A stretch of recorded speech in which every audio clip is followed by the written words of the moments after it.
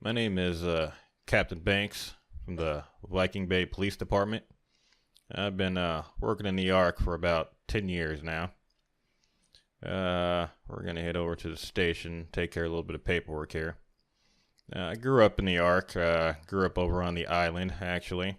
Moved out to the center when I was 15, and then moved over to Ragnarok when I was about 25. I'm currently the interim captain of the Viking Bay Police Department. The old captain died during a drug bust. Fell into a nest of swamp leeches. They drained him in seconds. Paperwork moves pretty slow out in the Ark, so I don't know if I'll stay the captain, but for now it's just me. I'll give you a little tour around the station, give you a typical day in Viking Bay. This is our processing area. It's where we bring in small criminals, small offenders. Not usually too much crime out in Viking Bay. You can see we've only got one offender currently in here. Let's check on him. Hey, little Scooty, how you doing? Yeah, we picked him up last night for drunken disorder behavior. We're letting him dry up in the drunk tank right now. I'll let him out again. He's kind of a regular around these parts. About once a week we get a call about him. Over here we have internal affairs. This is headed up by Sergeant Cyanide. He's always watching. I usually try to steer clear of this area. Over here we have the armory. It's got everything an officer would need out here in Viking Bay. We got a good mix of weapons and survival gear for taking down and subduing any criminal offenders that may come out to the Ark. For the most part, it's fairly peaceful. Every once in a while, we get a survivor who comes out, causes a little trouble. Every once in a while, we get a dino that gets let go. It's usually not too pretty. They're usually pretty distraught being let go by their owner. They can get into some pretty interesting stuff out here. Let's go check in over at the hospital. Out here, we do have a fully equipped hospital. We got 3 lovely nurses that work in there. How you girls doing today?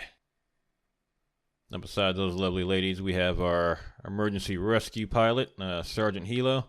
If we have any dinos that need to be picked up and brought in for emergency care, this is the guy to do it. He's a great guy. His wife just laid an egg the other day, actually. So he's going to be a father here pretty soon. I'm pretty happy for him. This guy right here is Sergeant Skittles. We've been partners for about 3 years now. I tell you, this guy is pretty great. We're going to go ahead and introduce you to the rest of the squads. All right, over here is our day crew, headed up by Sergeant Sykes. These guys call themselves the Wolf Pack. I never figured out why myself. Now, during the day, these guys will usually patrol around Ragnarok. There's usually nothing too much going on. Most you usually hear out is a domestic disturbance or so. And every once in a while, a drunk or disorderly. Nothing usually too bad. Hey, how you doing, Phil? Nothing usually too bad. Now, we do have special teams that patrol all around the island. These guys usually stick around Viking Bay. Now, our Viking Bay office is not the only office we have.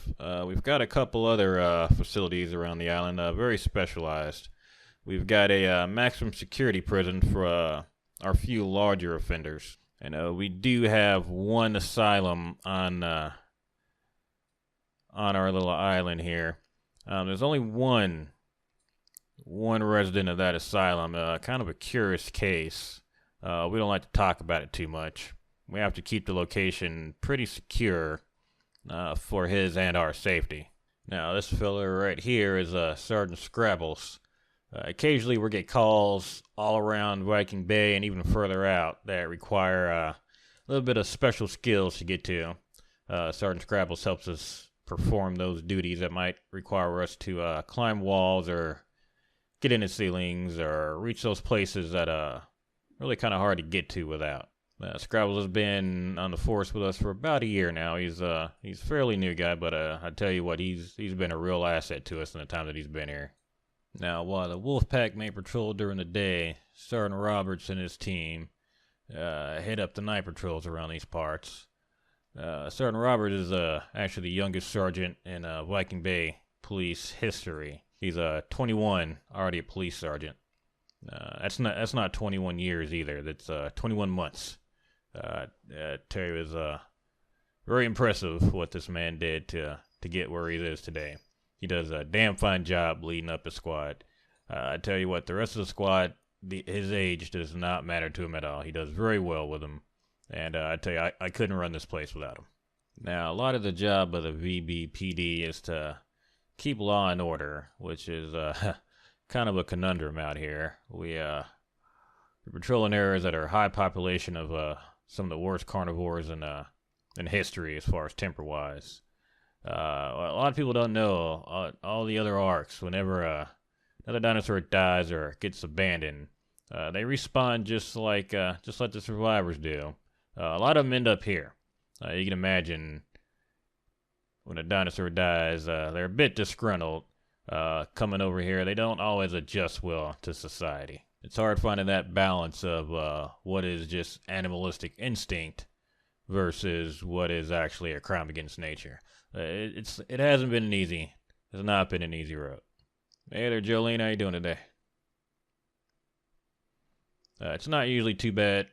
We get a pretty high concentration of high-level dinosaurs out here. A lot of dinosaurs died trying to fight bosses. A lot of them were specially bred by their owners, but just didn't have that one stat they were looking for. Whenever they get killed or they get lost or abandoned, they end up here. Now, a lot of people think that Ragnarok is our only jurisdiction. We actually have field offices out on the island, over on the center, and we got a small field office out in Scorched Earth. It's mostly desert out there. We don't usually get too many calls, but we have to maintain a presence out there. Every once in a while you get the enraged death worm that unfortunately has to be kind of knocked on his butt, put down as it were. It's not usually too bad. Usually just people and dinosaurs trying to live their life. Good people usually. Good dinos. Now, because of the very nature of some of the calls we get, we have to have a very well-stocked armory, along with quite an assortment of tools. First up, we have our basic crossbow, mainly used in rescue as subduing. We mainly use it for the grappling hook, helps us get to places we can't normally reach on our own. Next up, possibly the most important tool in our arsenal is our standard issue department pistol. Quite a few attachments we can put on there, including the flashlight attachment. A very indispensable tool for any officer of the law. Next up, we have then our assault rifle to help take down bigger targets. Comes with a 40-round magazine. This bad boy has saved my life on numerous occasions. I would not want to go anywhere without it. Standard issue whip. We tried using batons for a while. Unfortunately, because of the thick hide of most dinosaurs, it doesn't really work on them. They just kind of laugh at you and keep coming. I tell you what, there's nothing scarier than trying to baton a enraged T-Rex on narcotics down with a little stick. It doesn't work. Next up, we have got the long rifle here. It is a multi-purpose weapon. Mainly used in the subduing of targets. It's got tranquilizer darts, shock darts, which are extremely effective in taking down dinosaurs as well as survivors non-lethally. The preferred weapon to use when you don't want to hurt somebody, but you have to subdue them. I mentioned narcotics before. We had a pretty big narcotics ring that was actually run by one of the dinos that had recently come to Ragnarok. This was about 6 months ago. Narcotics are a great tool. Unfortunately, when used incorrectly, some of these dinos out here can get hooked on them. That's a story for another time. Our next tool is our pump action shotgun, especially useful in breaching, and unfortunately, when there are certain times you have to take down a dinosaur or a survivor. I hate having to do it, but occasionally, it's just best to put something out of its misery. Next up, we have one of my favorite weapons. This is the sniper rifle. I personally prefer long-range weapons, especially when dealing with certain targets. I actually had to use one of these to take down a couple of wyverns recently. They were smuggling ice queen eggs into the Ark, and unfortunately, you can't really get too close to Wyvern. So this bad boy has saved my life on a couple of occasions. Next up, we have our rocket launcher here. This is especially useful for long-range target acquisition as well as some demolition events you may need to do. There's going to occasionally be a golem problem out in Scorched Earth. It's about the only way you can take down a golem. May seem pretty extreme, but this actually will just knock them out if you're careful. You gotta be very, very high trained to use this without hurting somebody. And finally, no officer would be complete without his stun rod. Non-lethal approaches are usually the best, and this one's about as non-lethal as you can get. Now, we've had complaints in the past that we've used excessive force and our weapons are way too much for a peacekeeping organization, but I mean, these guys, they aren't human. They're animals. And I don't mean that in a racist metaphor kind of way. I mean, they're literally animals. I mean, we deal with T-Rexes and Raptors every day. You need more than just a little stun guns sometimes to help subdue these guys. Right now, the Wolfpack and I are out on day patrol. We got a call from an anklet source. She called us telling us her husband came home drunk last night. Apparently messed up the house pretty bad. Wait, is this him over here? How you doing, sir? How you doing today? You Jeremy, sir?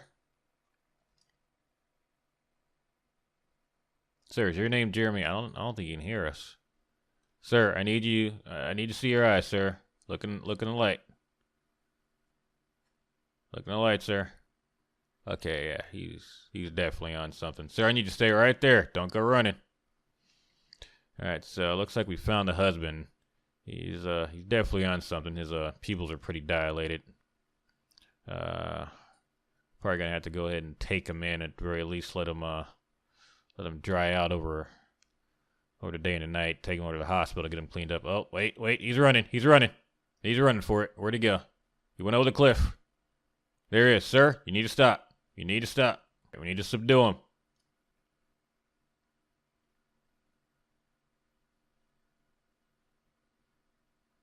Well, unfortunately, that's the way it goes sometimes. We tried to bring in the suspect to dry out in our tank overnight. Unfortunately, he made a run for it when cornered by our department. He began to attack us. He did not seem coherent at all. Was not responding to any of our voice instructions. Unfortunately, we had to forcibly subdue the target. Sometimes it's not pretty. You don't always like this job. Unfortunately, the job isn't always easy, but that's what we signed up for. This is our evidence locker and workshop. Recently we had a disturbing number of drug busts. Recently raided a college dorm. You don't get too many of them out here, but this one was loaded up to the brim with narcotics. Had a little bit of absorbent substrate and propellant. Even had raw salt, sulfur, and some stimulant. I don't think I need to tell you what someone could do with a raw salt, sulfur, and stimulant. Narcotics didn't used to be a big problem in this jurisdiction. We're trying to figure out exactly where it's coming from. You know, your father does a job. His father's father does a job. His father's father does a job. Eventually, it comes time for you to make a decision. And I think every one of us goes through the same decision process.